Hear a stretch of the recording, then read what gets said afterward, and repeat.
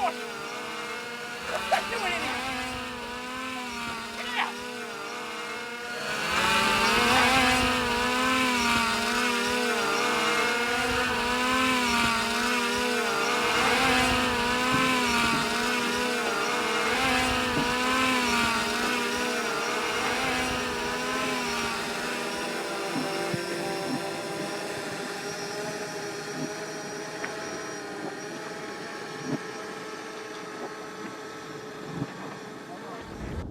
Amazing footage sent in by James Blake, our onboard reporter from Turn the Tide on Plastic. But the big question was, how exactly was that shot achieved? There's a big debate raging about it on social media right now. It certainly split the opinion of the office. Was it really a drone going all the way through the boat, or was it rather maybe some very clever camera trickery? Let us know what you think in the comments below. As I say, we can't quite agree on what we think is happening out there. Now, let's get to the race. I've got Conrad Coleman with me as always, because so much is happening out on the race course. So, Conrad, let's jump straight into it. We know we're in an area of light breeze. We know that it's all about trying to find those little patches of wind.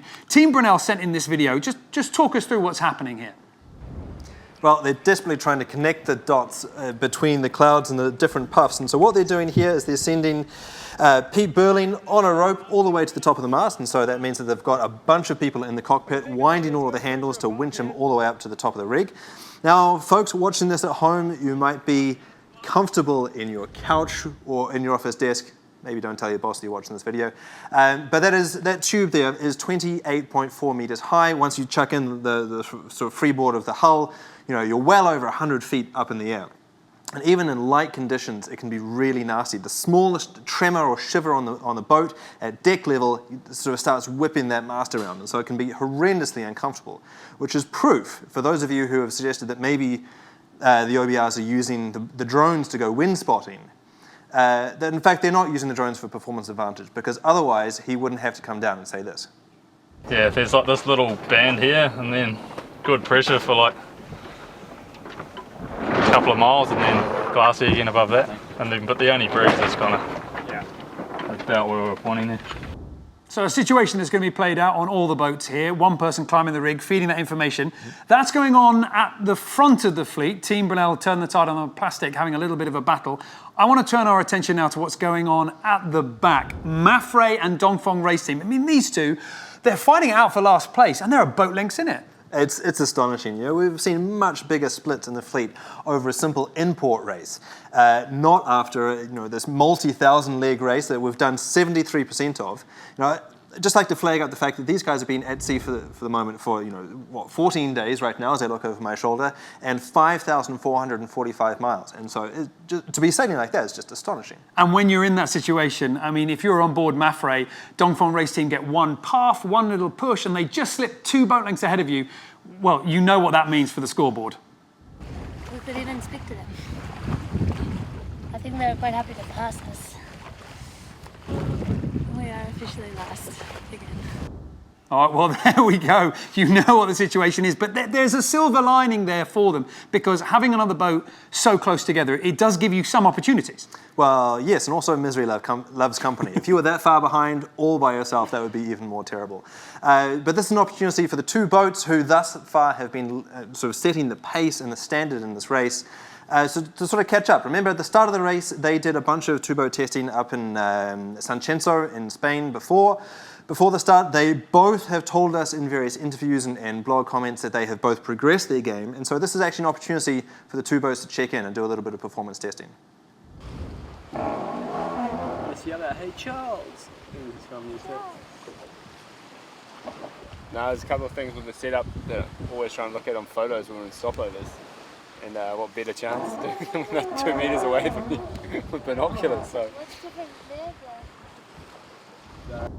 So not quite the same level of sort of subterfuge and spying that we've seen in events like the America's Cup, but it is proof of the fact that they are watching each other very closely when they're out on water. But I'd actually just like to pick up on one of the comments that he said in that quote, and that is that he made reference to a team of people that are looking at the photos on sent back that we show on this show or that's out on the raw wall.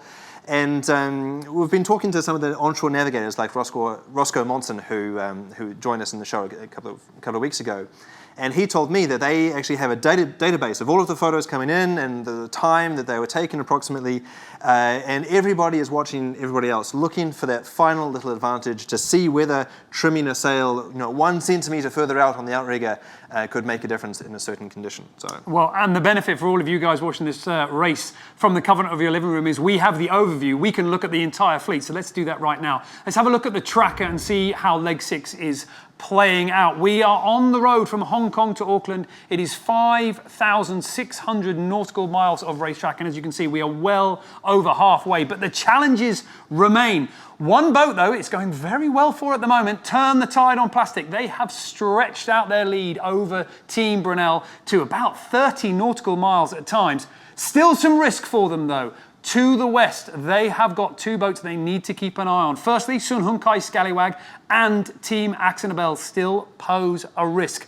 Behind them, it is Mafre and Dongfeng Race Team, the 2 boats that set the pace in the early stages of this edition of the Volvo Ocean Race. And the big question is, why is overall race leaders Mafre struggling? That was the question I put to Tamara Echegoyen on board just before we came on air. Well, this is sailing, and all the people know that there are a lot of kind of circumstances and things that you have to control for win a race, and it's not just the fast of the boat. So this leg is gonna be, or when it goes tricky, and I think that is gonna be a little bit hard. So sometimes you make decision, and sometimes it's right and others not. So now we have to just to keep going and do our best to try to move forward. But it's a race, and I think that all the teams are really, really good teams, so a strong team. So you need to do all the things really well to try to get the leg. With you and Dongfeng Race Team just locking horns and never taking your eyes off each other, is that what let the rest of the fleet move by? Well, I'm not sure in the last days, maybe at the beginning of the race, because we decided to sail together and to move away of the fleet, but now it's like we are so close and we are fighting. It's two other, but I think that is not the problem. So don't think so. Is your intention to try and chase down the front runners, or just to keep the Chinese team in check? Well, I think that finally, if you are doing a race, you have to win and you have to work for this. But it's true that we are all the time look at the Dongfeng because he's our close team now. So, well, we see we need to gain points. So in our heads, it's just to keep forward and try to get some positions. But we'll see. Now it's Pablo driving. Blair is trimming the main, and Sophie's helped him. So now we are 4 on deck working. And what's your role at the moment on deck? Have you been sort of brought up from your bunk? Yes. Now I'm got off. Moment I'm resting. So in a few minutes, I don't know what time it's now, I start working. So now I got off. Going from some huge success in the Olympics now to the Volvo, how is it shaping up? Is it matching up to your expectations of what life on a Volvo Ocean 65 boat would be like? Yes, for sure. I'm looking for some experience new, and for sure to try to get a better sailor. And I think that the Volvo Ocean Race give me all these things. Sailing now with this team is amazing for me because it's learning every day different things, so I can help the team with different things that I couldn't learn in all my Olympic years. And I think that it's nice to have this different kind of point of view, no? When you are sailing, doesn't matter if a big boat or a small boat. So I think that's all my experience and my success in Olympics campaign. I think that it's nice to help the team. And not least the match racing, considering how close the racing is at the moment with Dongfeng Race Team. It's nice for me to know that sometimes in the middle of the ocean you can do match racing, because I did my last race. I think that in London doing match racing, I love this kind of format of sailing, and sometimes I laugh a lot because I think, come on, Xavi, we are doing match racing in the middle of the ocean. Tamara Etchegoyen, very pleased to see some match race going on in the ocean at the moment. And Conrad, it's important to point out here, one of the reasons that we're seeing these boats so close together and the finish is so tight is because in this edition of the race, just like it was in the last edition, it's being sailed in Volvo Ocean 65s. One design. I mean, these boats are identical. Exactly identical. They came out of the same mold, the hulls, the mast, and also the sails. Now, yesterday we made a bit of a mistake, actually. We put the wrong canister of film in the machine when we were putting images over Ken Reid's interview. So just to sort of drive home the point, the new 3D sails that all the boats are using are made out of the sort of spread tow technology, where they take a bundle of fiber and then sort of spread it out. We were showing images of the previous technology that we haven't used in the last couple of editions. Anyway, that's our apology to North Sails, but Ken had a lot more to say, including his thoughts on youth development and gender equality in sailing, and how you can get into the Volvo Ocean Race. And we wanted to run that now. A couple of years ago, I asked you this question myself, and you were really generous with your response. But as somebody who's wanted to get into this race as a sailor, for those potentially a younger person sitting at home watching this, what's your advice to them as to how they can get out there next time? Well, there's no easy way. I'm hoping this is the advice I gave you, and you took the hard way and decided you must not have any friends. First of all, you go solo. So listen, there's no easy method to this. First of all, the rule to bring more female sailors into this is nothing shy of perfect. It's fantastic. It is really, I think it's changed the whole. It's changed the race, and it's helping change the sport much more rapidly because of this inclusive nature. Secondly, you're a young person. You can't. There's no shortcuts. You gotta win in dinghies. You gotta win at your yacht club level. You gotta go get invited to go sail on bigger boats. You gotta be a standout person. You gotta work hard. A guy like Louis Sinclair. Louis Sinclair is a perfect example. Young guy. He got in with Ian Walker last time as a spare. And then all of a sudden, Ian calls me up on Comanche and says, you got to give this kid a look. I give him a look. And it's like, holy smokes, this kid just works hard. He's bigger, stronger, and works harder than everybody else. Yeah. Next thing you know, I'm telling Jimmy Spithill, hey, you got to give this kid a look. Next thing you know, he's a key member of Oracle, Team USA. As soon as he's done with that, he's back doing the Volvo racing. So, you know what? Louis worked harder than everybody else. And nobody, as a young sailor, male or female, nobody's going to give you anything. You have to prove it yourself. You have to put in the sweat. There's no shortcuts, and I don't see that changing. With your sort of position at the top of the heap, sort of looking down at the rest of sailing, do you feel that that the sport as a whole is going in a good way with these new rule changes and getting youth involvement, or is there more work to be done?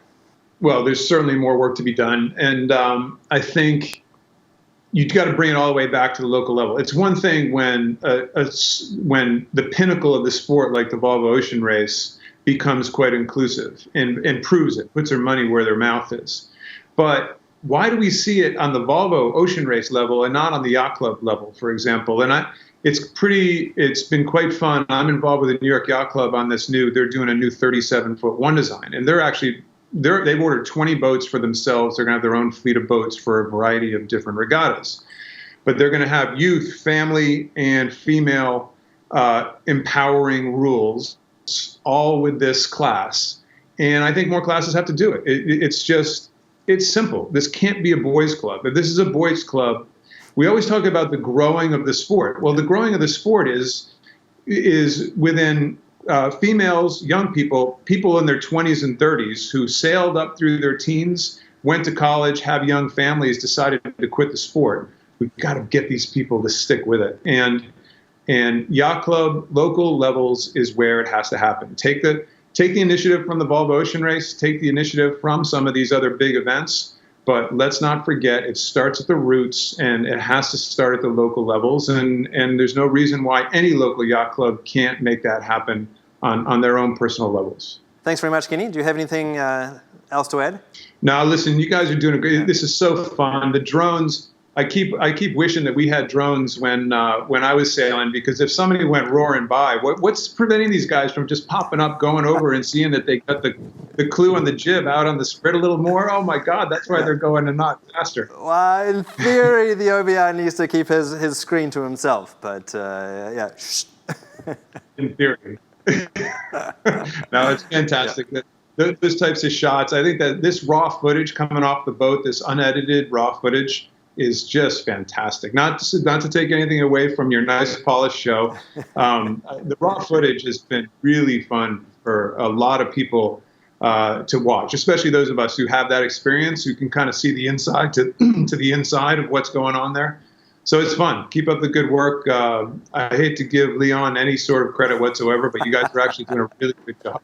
And well, that's pretty much everything that we've got time for today. We're going to be back tomorrow with another quick fix, then the Daily Show at 1300 UTC. And Conrad, you really want to get into these predicted scores on tomorrow's show, because there's some interesting things happening on the water. That's right. Time to turn the tables on the leaders. We'll see how this shakes out. If they come up, in the caboose, in the last and second to last position. It's going to be interesting. All right, certainly is. Join us tomorrow for all the in-depth analysis of this race as we get into those final few days and Leg 6 starts to be concluded. If you've enjoyed this video, share it out amongst your friends and join us tomorrow.